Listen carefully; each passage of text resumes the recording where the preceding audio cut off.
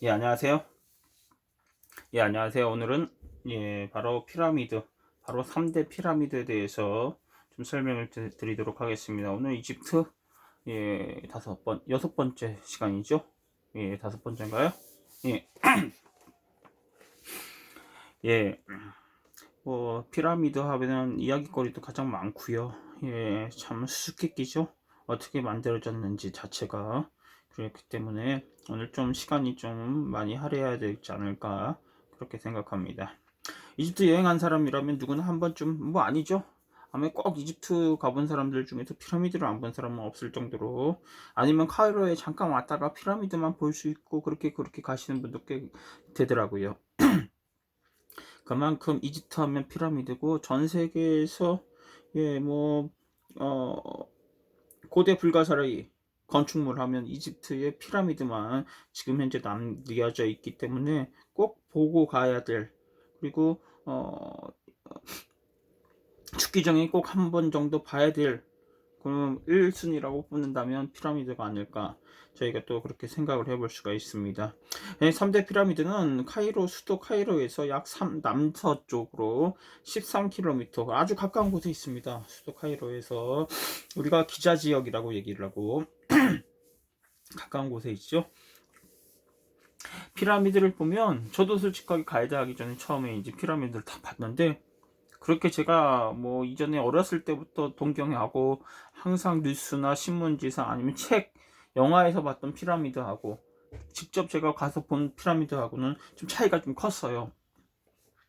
그래서 호불호가 갈리는데, 피라미드를 보고 와 정말 굉장하구나, 와 아니면 저게 뭐야, 이렇게 생각하시는 분들 주로 그렇게 두 부류로 나눠지는 경우가 좀 많지 않나 그렇게 생각할 겁니다. 뭐 근데 최근에 여행하시는 분들은 그럴 수밖에 없는 게, 그냥 하도 전 세계적으로 우리나라도 그렇지만 고층 건물이 많기 때문에 뭐 피라미드의 크기에 놀라시는 분들은 또 없지 않을까 그렇게 생각되는데, 예, 근데 저는 가이드를 해서 본격적으로 피라미드를 설명을 드리기 위해서 자주 오죠. 예, 기자 지역에 자주 왔을 텐데 손으로 셀 수 없을 정도로 기자 지역에 피라미드에 자주 왔는데, 보면 볼수록 정말 굉장한 건축물이구나 하고 놀라지 않을 수가 없습니다. 정말. 그리고 왜 세계 7대 불가사의 중에 하나인지, 그런 건축물인지, 그게 단지 외견상으로만 크기 때문에 그렇게 얘기하는 게 아닌 것을 제가 공부하고 연구하면서 더 느끼는 게 아닌가 그렇게 생각이 됩니다. 피라미드는 사실 왜 굉장한가? 지금 저희가 여러분들이 꼭 보신 분들 많을 텐데, 피라미드를 보시면요, 보통 현대의 건물들, 높은 건물들을 보면 골조죠. 그냥 골조가 돼 있고 그 다음에 내부는 텅 비어 있는 경우가 많은데, 피라미드는 내부의 공간이 대부분 뭘로 쌓여 있다? 돌로 꽉 차 있습니다.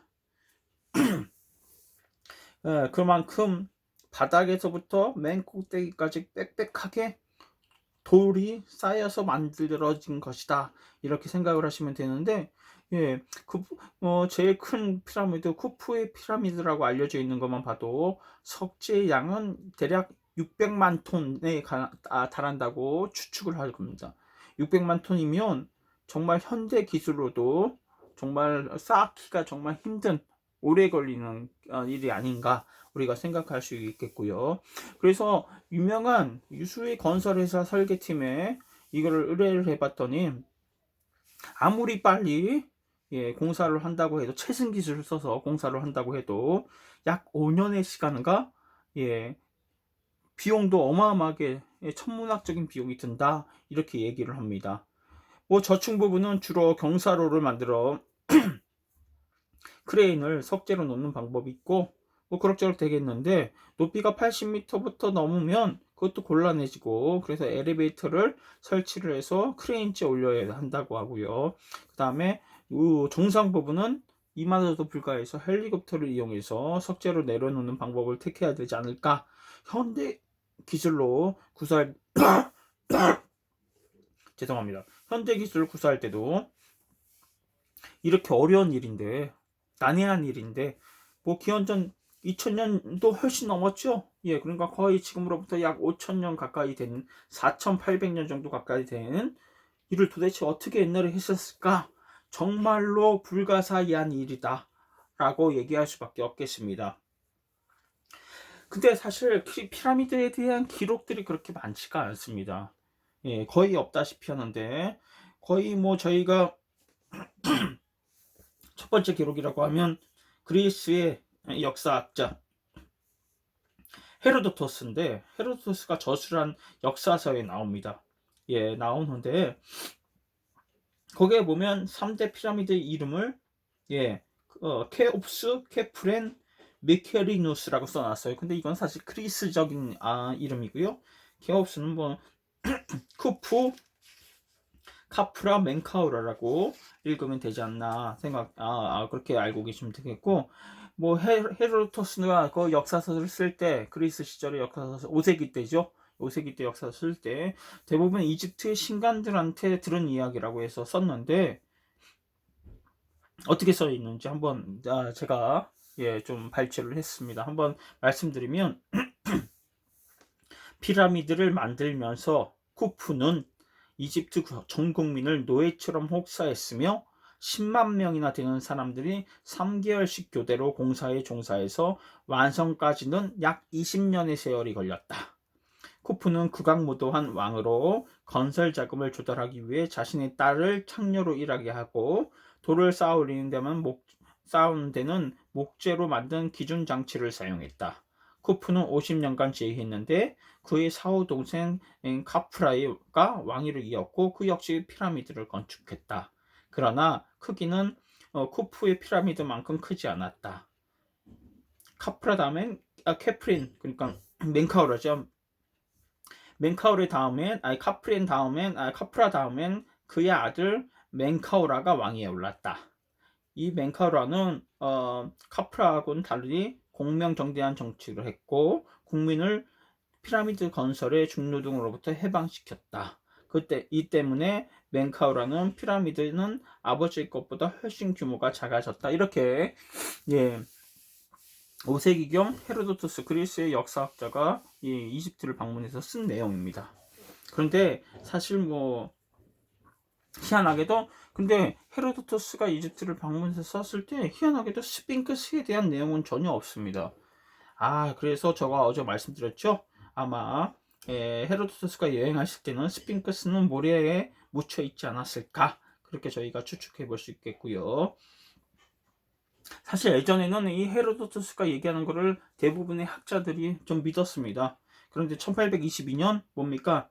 프랑스의 짱폴리옹이라는 사람이 바로 상형 문자를 해독을 하죠. 해독을 해서 그때부터 이제 이집트 국어학 연구가 비약적으로 발전하는데, 헤로도토스의 기록에 많은 오류가 있음을 그때부터 이제 알게 된다 생각을 하시면 되겠습니다. 사실 쿠프 왕이 국왕무도했던 왕이다, 이건 사실 맞지 않는 얘기다. 그렇게 또 알려져 있는데요. 왜냐하면 쿠프가 보면 현재 뭐 어떻게 보면 쿠프가 이집트 역사상 가장 걸출한 파라오 중에서 또 한 명으로 꼽히는데, 실질적으로 쿠프가 얼마나 머리가 좋고 연구를 많이 했던 파라오인지 뭐 가끔 이렇게 뭐 나온다고, 뭐 예를 들어서 뭐 건설 노동자들이 써놨던 뭐 낙서가 많이 보인다고 해요. 그래서 거기서부터 알 수 있는데, 얼마나 똑똑했냐면 피라미드를 건설도 농사일을 할 수 없는 범람기에만 했다고 합니다. 범람기에만 했었고, 그렇게 해서 사람들이 일을 할 때끔, 범람기에는 이제 일을 못 하잖아요. 홍수가 범람해서, 나일강이 범람해서. 그래서 우리와 식량을 배급하고 일종의 실업 대책이었다 생각을 하시면 됩니다. 그리고 아수안의 채석장에 있는 건설 노동자가 희한하게도 거기에다가 낙서를 여러 아수안의 채석장에 낙서가 많이 써 있는데, 거기 보면 와, 집에 가서 배불리 먹을 수 있고 정말 대단한 파라오다, 이런 내용들이 써 있다고 하는데 다 칭찬 일색이라고 합니다. 그래서 그래 뭐 노예처럼 일을 했던 게 아니라 고달프긴 했어도 즐겁게 이렇게 생활할 수 있는 빈농기에 그렇게 일거리를 준 게 아닌가, 그렇게 또 지금은 그렇게 받아들이겠고요. 덧붙여서 얘기하면 뭐 토목공사를 위해서 노동인구를 알아야 되니까 인구조사도 행해지고, 그 당시 보면 언어도 통일이 됐다는 얘기고요. 표준의 지정과 도량형을 청일, 산업의 분업, 기술 혁신, 그리고 병참술, 이 피라미드를 건설을 하면서 여러 가지가 기술들이, 그리고 나라가 부강해지는 역할이 됐다. 그러면서 이집트가 지중해의 맹주가 된 게 아닌가, 우리가 또 그렇게 상상을 해볼 수가 있지 않을까. 그래서 아마 헤로도토스가 얘기했던 내용들하고는 정말 판이하게 틀린 내용이 아닌가, 우리가 지금 그렇게 대부분 좀 해석을 한다, 그렇게 알고 계시면 되겠습니다. 그리고 헤로도토스는 이제 또 이 그 서에 써놨지만, 역사서에 쿠프에 뭐 시신이 매장되어 있는 게 피라미드 지하에 있을 것이다, 이렇게 써놨는데 사실 발견되지 않습니다. 하나도 발견되지 않고 아직까지 쿠프를 미라를 발견하지 못했습니다. 그렇기 때문에 헤로도토스의 역사서는 거의 틀렸다, 이렇게 현대에는 그렇게 해석을 하고 있다, 그렇게 알고 계시면 되겠고요. 정말 피라미드가 얼마나, 그리고 헤로도토스는 목재 기준기를 썼다고 그렇게 써놨는데, 정말 석재를 들어올리는 게 가능했을까요? 사실 불가능합니다. 목재 기준기로는. 예, 왜냐하면 해암의 석재는 나일강 동쪽에서부터 채석할 수 있는데, 나머지 화강암은 여러분들 아수암 가보신 분도 계시겠지만, 아수암에 채석장이 있죠. 화강암 채석장. 거기서부터 뗏목으로 운반을 했다고 하는데, 그래서 뭐 기중기 장치는 불가능했고, 당시에는 기중기도 없었다, 이렇게 생각하시면 되는데, 많은 학자들이 지시하는 정설은 뭐냐? 피라미드 주위에 흙을 높이 쌓아 대규모로 경사도를 만들어서 굴림대를 쌓은 거 아닌가? 굴림대를 깔아서 올린 게, 석재들을 올린 게 아닌가? 노동자들은 로프를 끌어당겨 굴림대를 회전시켜서 올렸다, 이렇게 얘기를 하는데, 점점 높여가면서 밑에서부터 정상까지 석재를 쌓으려는데 이게 정말 가능했었을까, 또 이렇게 얘기를 하는데, 1978년에 이게 정말 가능한지 아닌지 실험적으로 피라미드를 똑같이 만들어 보기로 하는데, 똑같이 만들기는 너무 규모가 크기 때문에 14분의 1 정도, 14분의 1 정도 소형 피라미드를 만듭니다. 1978년에. 그래서 운반하고 쌓기, 그리고 마무리하는 것까지 옛날 방식으로 해보는데 2달 만에 성공을 하긴 합니다. 2달 만에 성공하는데, 성공하면서 많은 문제점이 생기게 되고, 그러면서 시행착오를 겪는데, 이게 끌어올리다 보니까 아래로 미끄러져 떨어지는 거예요, 돌들이. 예, 그래서 썰매를 또 제작해서 썰매로 역예를 만들어서 기름을 부은 다음에 또 올리는데, 이런 게 차라리 낫지 않나, 그렇게 되고, 어쨌든 굴림대나 썰매를 사용해도 방향 전환하는 데는 아주 어려웠다. 이렇게 경험으로 직접 14분의 1만한 사이즈의 피라미드를 만들면서 그런 거를 한번 시행착오를 겪어봤다 생각을 하시면 되겠습니다. 그리고 우리가 보통 돌을 잘라낼 때 지금까지는 어떻게 생각했냐, 나무 세개를 바위에 박고 거기에 물을 뿌려서 나무가 팽창되겠죠. 그럼 그렇게 해서 잘랐다고 얘기를 하는데, 직접 해보니까 이게 쉽지가 않은 겁니다.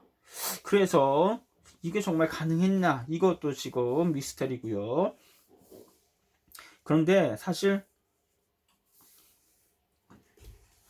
14분의 1을 2달 동안 성공을 했긴 했는데, 실질적으로 쿠프 피라미드는 14배나 더 큰 거죠. 최저가구 용량 같은 거 따지면 1000배가 훨씬 넘는 건데, 사실 그래서 아직도 이 피라미드를 건축하는 기술을 어떻게 썼는지 그건 밝혀내지 못한 것이다 생각하시면 되겠고요. 지금 다 여러분들이 보는 책이라든지 다큐멘터리라든지 이거는 그냥 단지 그 학자의 추측일 뿐이다, 이렇게 생각을 하시면 좋겠습니다. 저희가 사실 쿠프왕 피라미드, 제일 피라미드, 제2 피라미드, 제3 피라미드라고 얘기하는 게 더 정확하다고 하고요. 지금은 현재 근데 쿠프왕 피라미드, 그 다음에 카프레, 그 다음 멘카우레 피라미드라고 얘기를 하는데, 쿠프왕 대피라미드를 설명을 드리면 간단하게 정사각뿔이죠. 예, 정사각. 그리고 밑면의 길이가 약 230m입니다. 밑면의 길이가 약 230m, 높이는 약 137m인데 정상 부분이 좀 떨어져 나가서 정확하게 감안을 하면 147m 정도 된다 추정되고 있고요. 4개의 측면은 예, 동서남북을 향하고 있고, 예, 경사각은 51도 정도 된다 알고 계시면 되겠고요.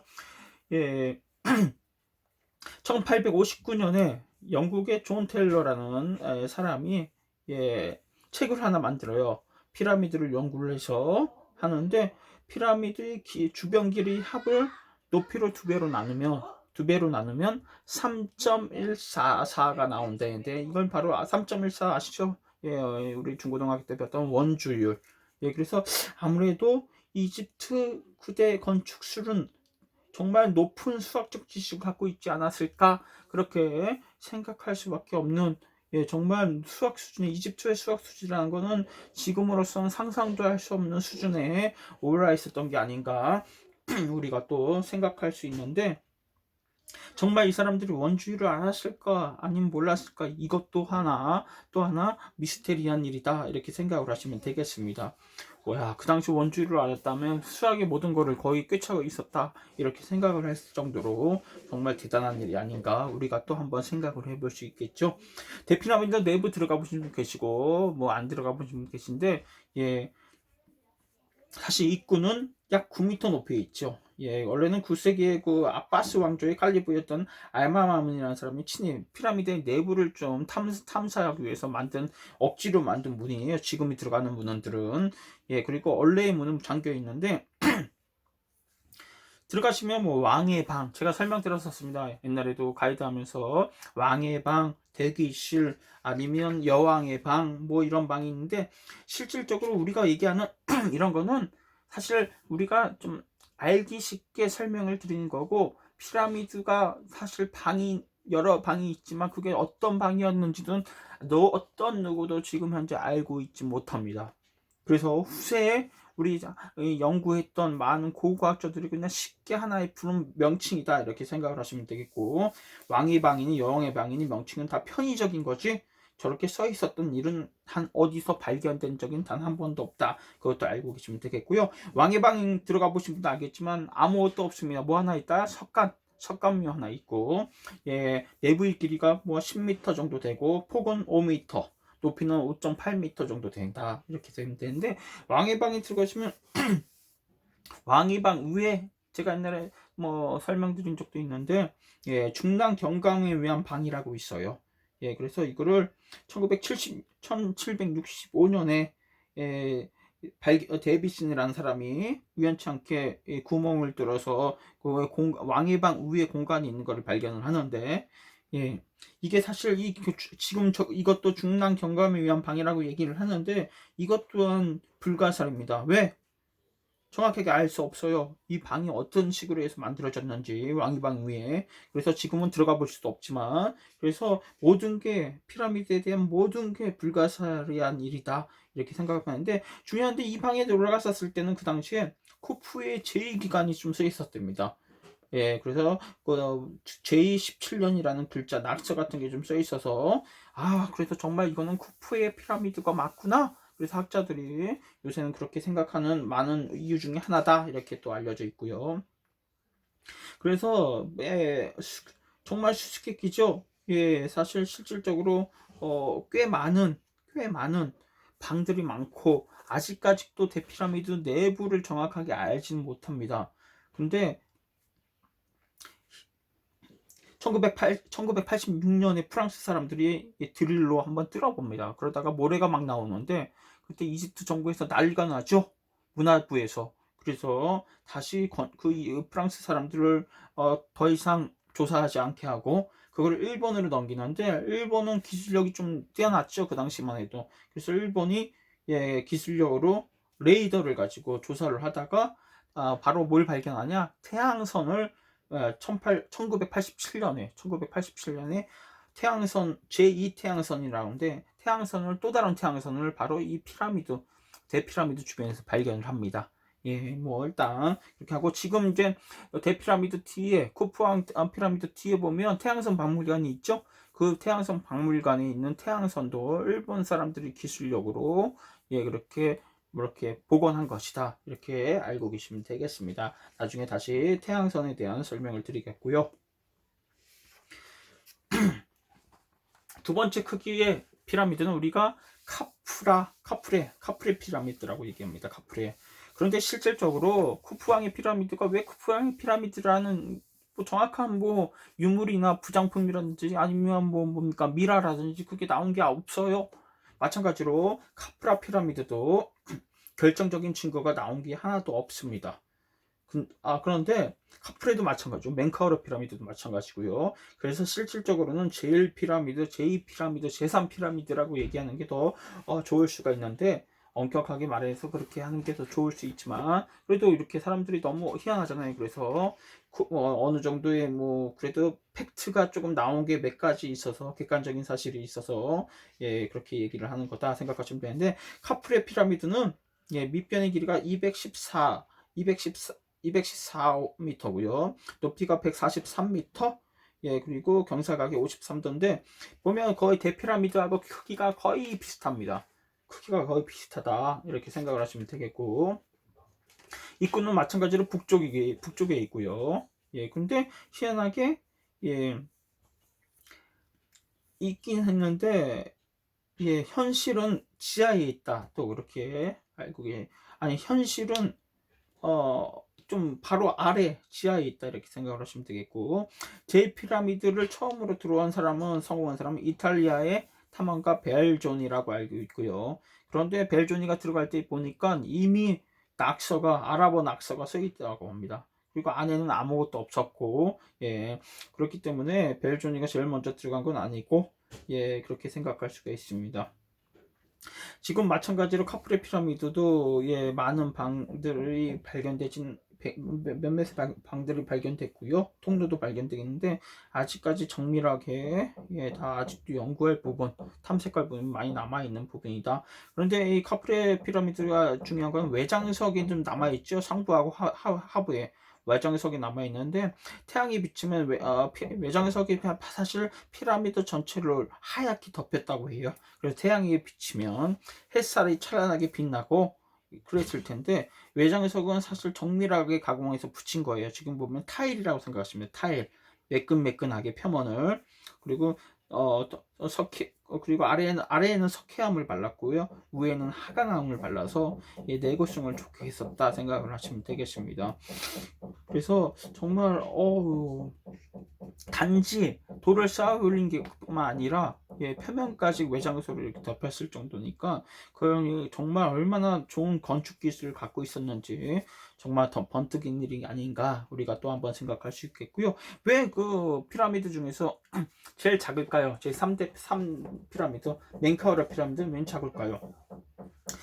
밑변의 길이는 105m고 높이는 65m밖에 안 됩니다. 예, 그러니까 대피라미드의 절반 정도밖에 안 되고요. 사이즈가 경사각은 51도인데 형태상으로 보면 대피라미드의 딱 반입니다. 사이즈가 반이에요. 딱 반이고, 최적은 예, 대피라미드의 8분의 1 정도 된다 생각을 하시면 되겠습니다. 뭐 여러 가지 설이 있는데, 멘카우르 설계 단계 갑자기 죽는 바람에 이렇게 사이즈가 변경이 됐다는 얘기도 있고요. 예, 일단은 그런데 이 멘카우르 처음 들어간 사람은 영국의 하워드 바이스인데 1837년에. 그런데 여기 들어가서 보니까 뭘 발견하냐? 예, 바로 멘카우라 트리아트라고 있어요. 어떤 거냐? 여러분들은 이집트 고고학박물관에 가시면 예, 바로 예, 중앙에 상이집트의 백관우스 멘카우라 왕이 있고요. 이렇게 걷는 모습에, 그 다음에 왕을 마주보고 우측에 야누비스 신, 그 다음에 뭡니까? 야누비스 신을 높이 쳐든 노모스, 그 다음에 예, 여신 하토르 여신이 있는데, 이집트 고고학박물관에 가시면 여러분들이 볼 수 있는 뭐 유물입니다. 예, 그래서 그런데 이게 현무암으로 만든 석관이고요. 그래서 이거를 발견을 했고, 그래서 이쪽에 고고학박물관에 보실 수 있는 건데, 사실 바이스가 여기 이 멘카레 피라미드에서 많은 유물을 발견을 하는데, 유물하고 그런 것들, 그리고 이집트에서 훔쳐가려고 했던 오벨리스크 같은 거를 갖고 가다가 운반을 하다가 결국 어떻게 합니까? 스페인해에서 침몰을 한답니다. 사실 전 세계에 가보면 뭐가 많습니까? 이집트보다 더 많은 게 뭘까요? 이집트에 가보면 이집트의 오벨리스크가 꽤 많죠. 그런데 유출된 오벨리스크가 이집트 안에 있는 오벨리스크가 더 많다고 합니다. 예, 여러분들 미국에도 보시면 미국 뉴욕, 워싱턴에, 뉴욕에 있죠. 뉴욕에도 있고, 그리고 또 뭡니까? 여기저기, 그리고 또 터키에도 있고요. 예, 또 영국에도 있고, 프랑스에도 있고, 정말 많은 게 반출이 돼서 오히려 어디에 더 많다? 외국에 반출된 게 더 많다. 그래서 오벨리스크가 그렇게 또 알려져 있습니다. 그런데 정말 이 세계의 피라미드를 정말 세 명의 왕이 만들었을까? 이거를 우리가 또 의심을 해봐야 되는데, 예, 신기한 게 보면 불가사라는 일이 많은데, 쿠프의 그 각각의 피라미드에, 특히 쿠프왕 피라미드에는 아무것도 발견이 안 된다고 그랬죠. 근데 나중에 이거 어떻게 되냐, 여러분들 고고학박물관 가면 쿠프왕 자상이 있어요. 조그만 게 7.5cm 정도 되는데 거기 쿠프왕이라고 써 있는데, 이게 어디서 발견됐냐? 피라미드 내부에서 발견된 게 아니라 아비도스에서 발견됩니다. 아비도스에서 발견됐는데, 그런데 그 이후로 이게 또 뭐 쿠프왕이 만든 거라고 한 건 아니고, 중랑 경광의박집 우회에 낙서도 있었고, 그래서 지금은 그런 식으로 우리가 좀 생각을 하고 있고요. 멘카우르도 마찬가지인데, 멘카우르 피라미드 내부에서 발견된 건 아무것도 없고, 근데 외부에서 멘카우르 피라미드 외부 장제전 구덩이에서 카프라 자상이 9구나 발견돼요. 9개나. 카프라 자상이 9개나. 그래서 이게 뭘로 만들었냐? 섬노감으로 만들었는데 흑색입니다. 검정색. 그래서 여러분들이 이집트 고고학박물관 가면 자상이 하나 있는데, 검정색 자상이 있는데, 뭐예요? 예, 왕의 머리 쪽 보면 수호신인 호러스가 딱 이렇게 덮여 있고요. 그리고 옥자를 보면, 앉아있는 옥자를 보면 상하이 집사를 뜻하는 연꽃하고 파피루스가 이렇게 줄이 묶여져 있는 걸 보는데, 이걸 우리가 뭐라고 하냐면 세마타이라고 합니다. 이 세마타이를 뭐냐, 왕의 옥자에 표시되어 있는 연꽃하고 뭐예요, 파피루스가 이렇게 막 이렇게 엮어져 있는 모습인데, 이게 바로 상하이 집주를 통일했던 의미다, 이렇게 얘기를 하는데, 이게 발견이 9개나 돼서, 그래서 아마 이게 멘카레 피라미드일 것이다, 이렇게 우리가 좀 얘기는 한다, 이렇게 생각을 하시면 되겠습니다.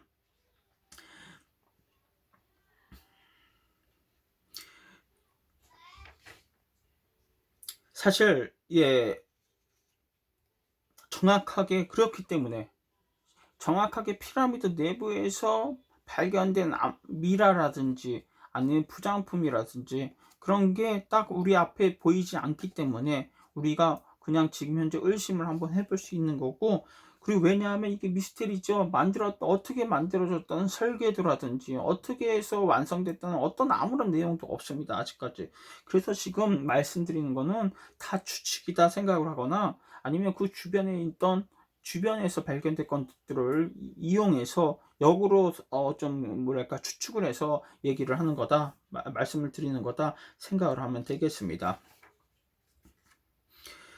쿠플가, 그런데 어떤 지금 많은 학자들이 얘기하는 중에서 하나의 사건은, 어쩌면 이 세 개의 피라미드는 다 쿠프 시절에 쿠프가 다 이거를 만들어내고 설계를 한 게 아닌가. 쿠프 시절에 제가 그랬죠. 이런 모든 거를 건축을 하는 거는 누가 한다고 그랬죠? 바로 재상이 한다고 그랬는데, 재상은 뭘 겸한다고 그랬죠? 신간을 겸하고, 신간은 또 뭐야? 건축학도 알고, 천문학도 알고, 수화학도 알고, 모든 걸 다 알 수 있다고 그랬는데, 뭡니까?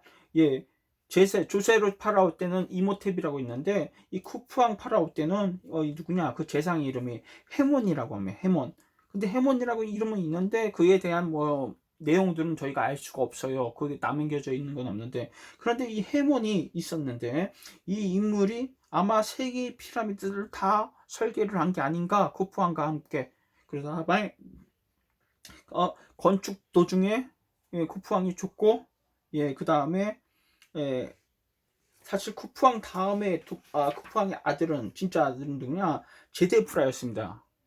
쿠프왕은 2대 파라였고요. 4왕조에 그 다음에 3대 파라는 제데프라인데, 제데프라는 희한하게도 이 기자 지역의 피라미드를 만들지 않고 아부루아시라는 지역에 피라미드를 만들어요. 조세로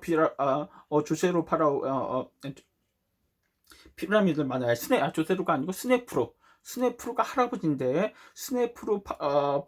피라미드 주변에 옆에다가 만드는 거고, 결국은 나중에 곧바로 제데프라는 누구로 바뀝니까? 카프레로 바뀐다, 왕이. 그래서 이건 뭐 여러 가지 설이 있는데, 일단은 그렇게 되고요. 그래서 나머지 거를 카프레가 힘을 써서 만들게 된 게 아닌가. 그래서 원래 설계 당시에는 이 세 개의 피라미드가 사이즈가 완전히 똑같았다. 그런데 나중에 대정난이라든지 그런 것 때문에 문제가 생겨서 마지막 멘카울의 피라미드의 규모는 좀 작아진 게 아닌가. 그렇게 또 추측을 하고 있는 많은 고고학자들도 많습니다.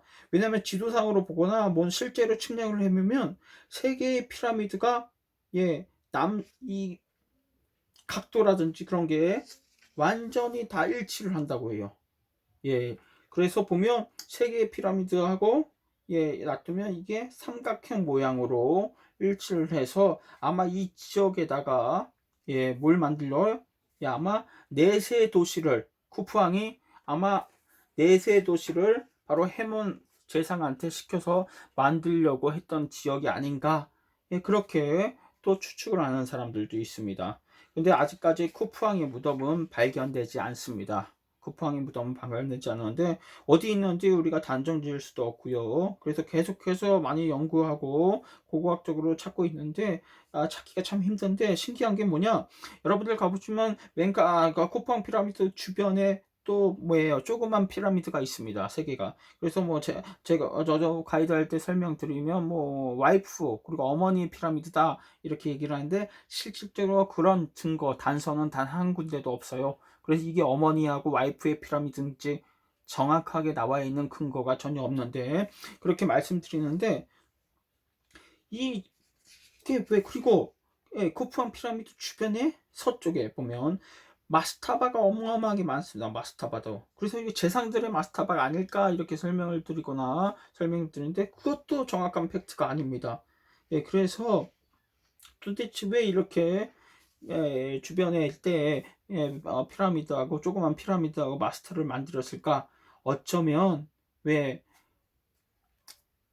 하나의 쿠프왕의 분묘가 있는 지역을 혼동시키기 위해서 일종의 눈속임처럼 해서 쿠프왕 피라미드 주변에다가 이런 것들을 분묘나 마스타바나 피라미드, 조그만 피라미드를 만들어 놓은 게 아닌가, 이렇게 추측을 좀 하고 있습니다.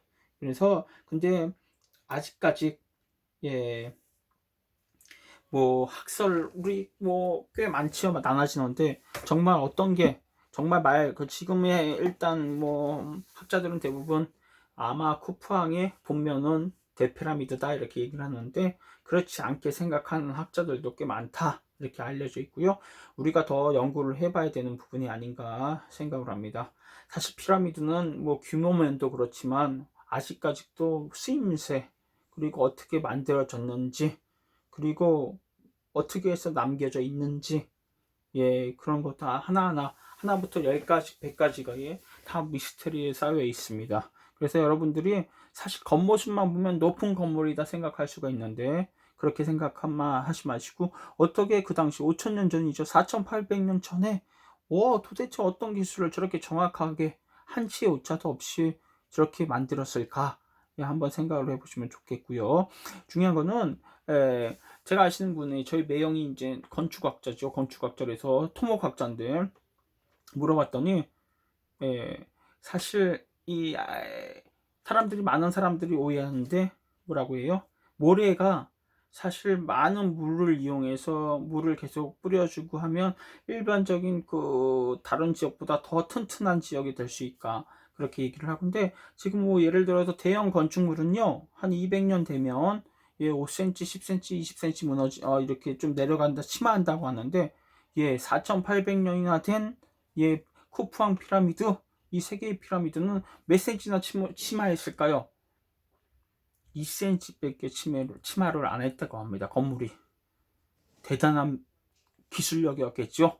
어떻게 저렇게 집안도 꼼꼼하게 만들었는지, 아니면 원래 집안이 물론 강한 딱딱한 집안에 초이스를 해서 만들 수도 있었을 텐데, 그래도 현대 기술력으로 보다도 더 뛰어나게 4,800년이 지났는데 2cm 정도밖에 심화가 안 됐다. 이것 또한 또 미스테리다 생각을 하시면 되겠습니다. 다음에 혹시 또 이집트를 방문하게 되시면 여러 가지 의문점을 갖고 미스테리적인 이 피라미드를 한번 보시면 더욱더 놀랄 만한 건축물이 아닌가 그렇게 생각되고요. 저도 다음에 더 자세하게 피라미드에 대해서 좀 더 공부를 하고 좀 설명을 다시 한번 드릴 기회가 있으면 드리도록 하겠습니다. 감사합니다.